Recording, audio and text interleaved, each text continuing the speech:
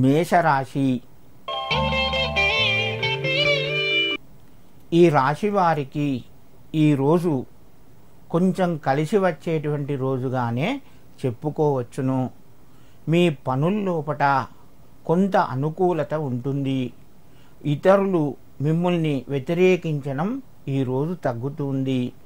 నూతన విషయాలు ప్రస్తావనకు రావడం, పెట్టుబడులకు సంబంధించినటువంటి వ్యాపారస్తులకు మంచి అవకాశం వస్తుంది. ఉద్యోగ ప్రయత్నాల్లోపట నిరుద్యోగులకు కొంత ముందుకు సాగుతూ ఉంది. ఉద్యోగం చేస్తున్న వారికి ఈరోజు తోటివారి సిబ్బంది యొక్క సహాయ సహకారాలు సంపూర్ణంగా ఉంటాయి. కుటుంబ పరంగా అనుకూలత ఉంటుంది. ఆర్థిక వ్యవహారాలు చక్కబడి రావలసినటువంటి ధనం ఈరోజు మీకు చేతికి వస్తూ ఉంటుంది. ఈరోజు మీరు చేయవలసినటువంటి పరిహారం ఏంటిదయ్యా అంటే, బాలా త్రిపుర సుందరి యొక్క నామాన్ని స్మరించుకొని మీ కార్యక్రమాలు ప్రారంభించినట్టుంటే మరింత అనుకూలత చేకూరుతుంది. వృషభ రాశి. ఈ రాశి వారికి ఈరోజు మధ్యమ స్థాయి ఫలితాలు ఉంటాయి. రావలసినటువంటి ధనం కొంత ఆలస్యంగా వస్తుంది. ఉద్యోగం లోపల కొంత ఒత్తిడి పెరిగే అవకాశం ఉన్నది. విద్యార్థులకు ఈరోజు కొంచెం వాళ్ళ ప్రజ్ఞకు ఒక పరీక్షగానే ఉంటుంది. వీళ్ళు ఈరోజు తమ యొక్క ప్రతిభను ప్రదర్శించే అవకాశాలు కలుగుతాయి. వ్యాపార రంగంలో ఉన్నవారికి ఈరోజు కొంచెం ధనపరంగా ఒత్తిడి పెరిగే అవకాశం ఉన్నది. కుటుంబ సభ్యుల యొక్క సహాయ సహకారాలు సంపూర్ణంగా లభిస్తాయి. మిత్రులతోని మధ్యమ స్థాయి సహాయ సహకారం పొందుతారు.